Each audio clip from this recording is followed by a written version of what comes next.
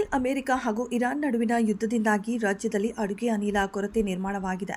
ಆದರೂ ಪ್ರತಿ ತಿಂಗಳು ಒಂದು ಕುಟುಂಬಕ್ಕೆ 1 LPG ಸಿಲಿಂಡರ್ ಪೂರೈಸುತ್ತೇವೆ. ದೇಶ ಸಂಕಷ್ಟದಲ್ಲಿರುವಾಗ ಜನ ಸಹಕಾರ ನೀಡಬೇಕು ಎಂದು ಆಹಾರ ಮತ್ತು ನಾಗರಿಕ ಸರಬರಾಜು ಸಚಿವ KH ಮುನಿಯಪ್ಪ ಹೇಳಿದ್ದಾರೆ.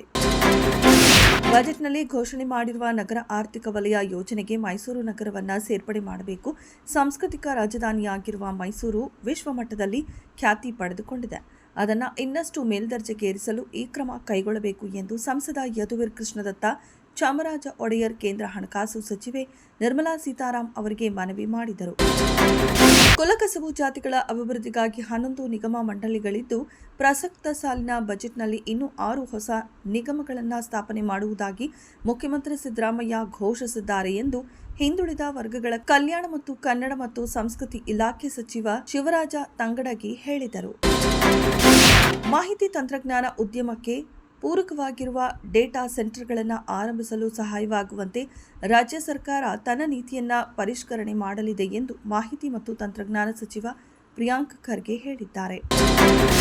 ಗ್ಯಾಸ್ ಸಿಲಿಂಡರ್ಗಳ ಕೊರತೆ ಹಿನ್ನೆಲೆಯಲ್ಲಿ ನಗರದ 30ಕ್ಕೂ ಹೆಚ್ಚು ಇಂದಿರಾ ಕ್ಯಾಂಟೀನ್ಗಳಲ್ಲಿ ಬುಧವಾರ ಊಟ ಪೂರೈಕೆಯಲ್ಲಿ ವ್ಯತ್ಯಯವಾಗಿದ್ದು, ಮುಂದಿನ 1-2 ದಿನಗಳಲ್ಲಿ ಇಂದಿರಾ ಕ್ಯಾಂಟೀನ್ಗಳಿಗೆ ಆಹಾರ ಪೂರೈಸುವ ಕಿಚನ್ಗಳಿಗೆ ಸಮರ್ಪಕ ಸಿಲಿಂಡರ್ ಪೂರೈಕೆಯಾಗದಿದ್ದರೆ ನಗರದ 175ಕ್ಕೂ ಹೆಚ್ಚು ಇಂದಿರಾ ಕ್ಯಾಂಟೀನ್ಗಳು ಬಂದ್ ಮಾಡುವ ಆತಂಕ ಎದುರಾಗಿದೆ. ಸಚಿವರ ನಡೆ ಬಗ್ಗೆ ಮತ್ತೊಮ್ಮೆ ಆಡಳಿತ ಪಕ್ಷ ಕಾಂಗ್ರೆಸ್ನ ಕೆಲ ಶಾಸಕರು ಮತ್ತು ವಿಧಾನ ಪರಿಷತ್ನ ಸದಸ್ಯರು ಅಸಮಾಧಾನ ಹೊರಹಾಕಿದ್ದು, ತಮ್ಮ ಸೂಚನೆಗೂ ಕ್ಯಾರೆ ಅನ್ನದೇ ಅಧಿವೇಶನಕ್ಕೆ ಚಕ್ಕರ್ ಹಾಕುತ್ತಿರುವ ಸಚಿವರನ್ನ ಸಂಪುಟದಿಂದ ಕೈಬಿಡಿ, ಅಂತಹ ಸಚಿವರು ಯಾಕೆ ಬೇಕು ಎಂದು ಹೇಳಿದರು.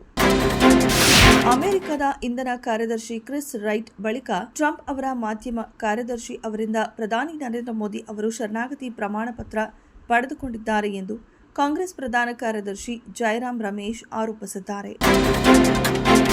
ಪಶ್ಚಿಮ ಏಷ್ಯಾದಲ್ಲಿ ನಡೆಯುತ್ತಿರುವ ಸಂಘರ್ಷವು ಈಗ ಪರಮಾಣು ಯುದ್ಧದ ಭೀತಿಯನ್ನ ಸೃಷ್ಟಿಸಿದೆ.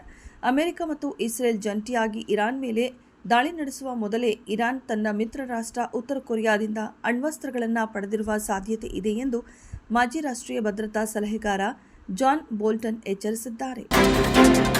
ಇಂಡಿಯಾ ವೇಗಿ ಜಸ್ಪ್ರೀತ್ ಬೂಮ್ರಾ T20 ಕ್ರಿಕೆಟ್ನಿಂದ 18 ತಿಂಗಳುಗಳ ಕಾಲ ಬ್ರೇಕ್ ತೆಗೆದುಕೊಳ್ಳಲಿದ್ದಾರೆ ಎಂದು ವರದಿಯಾಗಿದೆ. ಮುಂಬರುವ ಏಕದಿನ ವಿಶ್ವಕಪ್ಗಾಗಿ ಈ ನಿರ್ಧಾರ ತೆಗೆದುಕೊಳ್ಳುತ್ತಿದ್ದು, ಈ ಮೂಲಕ ತಮ್ಮ ಕೆಲಸದ ಹೊರೆಯನ್ನ ಸರಿದೂಗಿಸಲು ನಿರ್ಧರಿಸಿದ್ದಾರೆ. ಇದಕ್ಕಾಗಿ ಭಾರತ ತಂಡದ ದ್ವಿಪಕ್ಷೀಯ T20 ಸರಣಿಗಳಿಂದ ಹೊರಗುಳಿಯಲಿದ್ದಾರೆ.